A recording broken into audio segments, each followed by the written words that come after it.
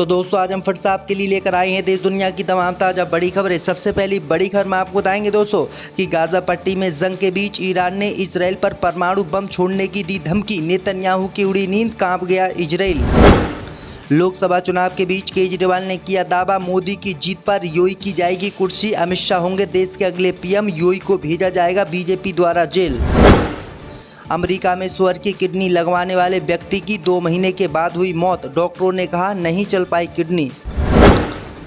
लोकसभा चुनाव के बीच प्रधानमंत्री मोदी के विरोध में उतरे ओवैसी, बोले हिजाब पहनने वाली मुस्लिम महिला आने वाले समय में बनेगी भारत की प्रधानमंत्री। लोकसभा चुनाव के बीच अरविंद केजरीवाल ने देश की जनता के पेश की 10 गारंटी, बोले चीन से जमीन वापस लेंगे, फ्री बिजली देंगे और अग्निवीर योजना को करेंगे रद्द। तो दोस्तों सभी खबरों को आपको एक एक कर बताने वाले हैं। वीडियो को लाइक कर चैनल को सब्सक्राइब कर दें। इसी बीच पर तो दोस्तों अगली खबर की ओर तो गाजा पट्टी में जंग के बीच ईरान ने इजराइल को दी परमाणु बम छोड़ने की खुली धमकी, कांप गया इजराइल। जब दोस्तों आपको बता दें कि गाजा पट्टी में बीते 7 महीने से जंग चल रही है और हजारों फिलिस्तीनियों की मौत इसी जंग में हो चुकी है। अब खबर सामने निकल कर आई दोस्तों कि ईरान ने इजराइल को परमाणु हमले की धमकी दे दी है, जिसके बाद इजराइल के होश उड़ गए हैं। ईरान ने इजराइल को धमकाते हुए कहा है कि अगर हमें खतरा महसूस हुआ तो परमाणु बम मारने से हम नहीं चूकेंगे और किसी भी कीमत पर इजराइल को नहीं छोड़ेंगे। ईरान ने यह धमकी इजराइल को दी है। ईरान के सर्वोच्च नेता आयतुल्ला अली खामनेई के सलाहकार ने कहा है कि इजराइल अपनी हरकतों से बाज नहीं आ रहा है। अगर हमें खतरा महसूस हुआ तो सारी युद्ध नीति भूल जाएगा और हम परमाणु हमला इजराइल पर करेंगे। वहीं आपको बता दें कि उनके इस बयान के बाद अमेरिका सहित इजराइल में हड़कंप मच गया है और अब पूरी दुनिया को पता चल गया है कि ईरान ने परमाणु बम बना लिया है। इसी बीच पर तो दोस्तों अगली खबर की ओर तो लोकसभा चुनाव के बीच केजरीवाल ने किया दावा, मोदी की जीत पर योगी की जाएगी कुर्सी। अमित शाह होंगे अगले पीएम।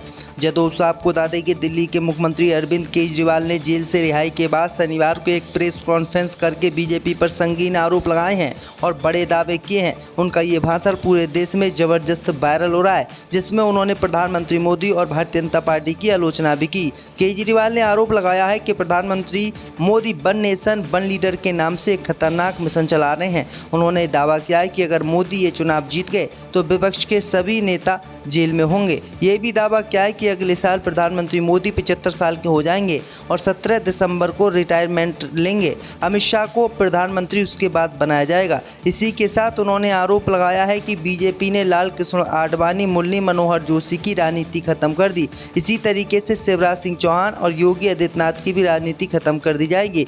उन्होंने कहा कि बीजेपी चुनाव जीत गई तो उत्तर प्रदेश के मुख्यमंत्री योगी आदित्यनाथ का भी करियर बर्बाद कर दिया जाएगा और योगी आदित्यनाथ 2-3 महीने में ही मुख्यमंत्री पद से इस्तीफा दे देंगे। इसी बीच पर तो दोस्तों अगली खबर की ओर तो सुअर की किडनी लगवाने वाले व्यक्तियों की 2 महीने के बाद हुई मौत। डॉक्टरों ने कहा था उनके पास है ताकत। जब दोस्तों आपको बता दें कि सुअर की किडनी ट्रांसप्लांट कराने वाले पहले व्यक्ति की इस प्रक्रिया से गुजरने के तकरीबन 2 महीने बाद मौत हो गई है। मृतक के परिजनों और हॉस्पिटल की ओर से इसकी जानकारी दी गई है। रिचर्ड रिक स्मेलक नाम के शख्स की मार्च में मैचुरेंट जनरल अस्पताल में किडनी ट्रांसप्लांट कराई गई थी। उस समय डॉक्टरों का कहना था कि उन्हें इस बात की उम्मीद है कि किडनी कम से कम 2 साल तक अच्छे से काम करेगी, लेकिन किडनी अच्छे से काम नहीं कर पाई और 2 महीने के भीतर ही इस व्यक्ति की मौत हो गई, क्योंकि इसमें सुअर की किडनी लगाई गई थी। इससे पहले भी सुअर की किडनी लगाकर कई व्यक्तियों के ऊपर प्रयोग किया गया था, लेकिन वो सफल नहीं हो पाया था। इसी बीच पर तो दोस्तों अगली खबर की ओर तो लोकसभा चुनाव के बीच असुद्दीन ओवैसी ने किया दावा, हिजाब पहनने वाली मुस्लिम महिला बनेगी देश की प्रधानमंत्री। जब दोस्तों आपको बता दें कि तेलंगाना की राजधानी हैदराबाद से चौथी बार लोकसभा चुनाव लड़ रहे असुद्दीन ओवैसी ने एक बार फिर से बड़ा बयान लोकसभा चुनाव के बीच दे दिया है। दरअसल आपको बता दें कि प्रधानमंत्री मोदी की रिटायरमेंट पर बात करते हुए असुद्दीन ओवैसी का कहना है कि उन्हें नहीं लगता कि पीएम 75 साल की उम्र में रिटायरमेंट लेंगे।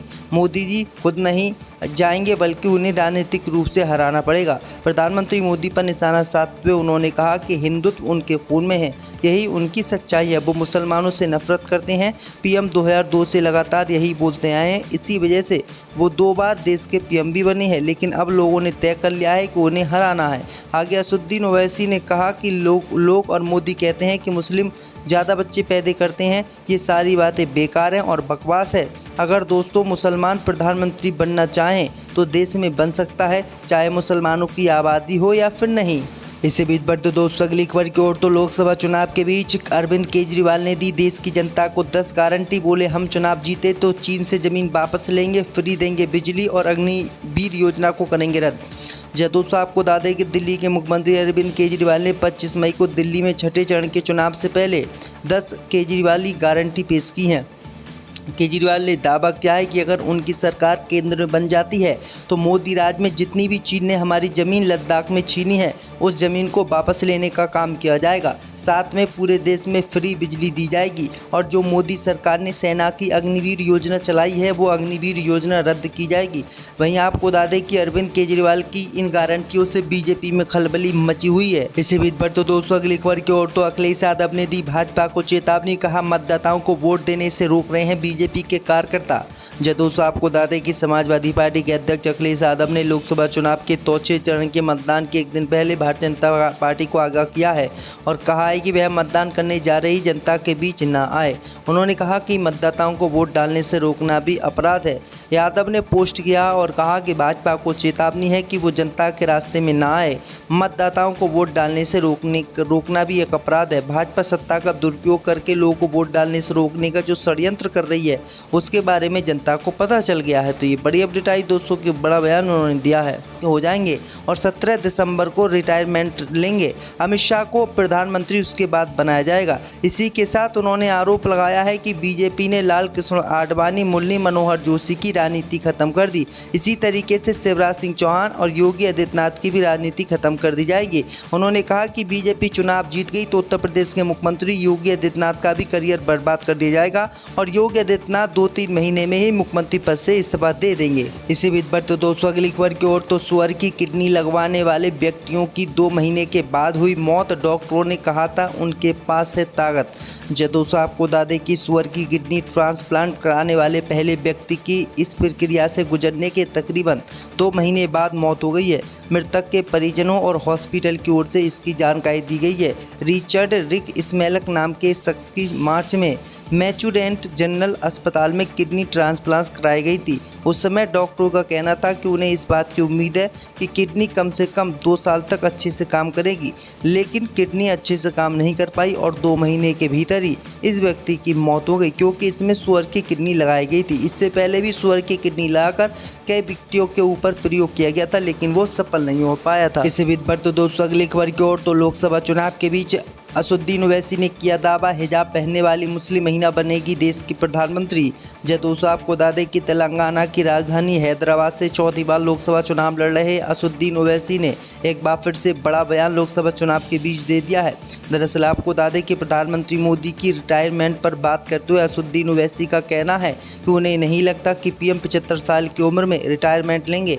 मोदी जी खुद नहीं जाएंगे बल्कि उन्हें राजनीतिक रूप से हराना पड़ेगा। प्रधानमंत्री मोदी पर निशाना साधते हुए उन्होंने कहा कि हिंदुत्व उनके खून में है, यही उनकी सच्चाई है। वो मुसलमानों से नफरत करते हैं। पीएम 2002 से लगातार यही बोलते आए हैं, इसी वजह से वो 2 बार देश के पीएम भी बने हैं, लेकिन अब लोगों ने तय कर लिया है कि उन्हें हराना है।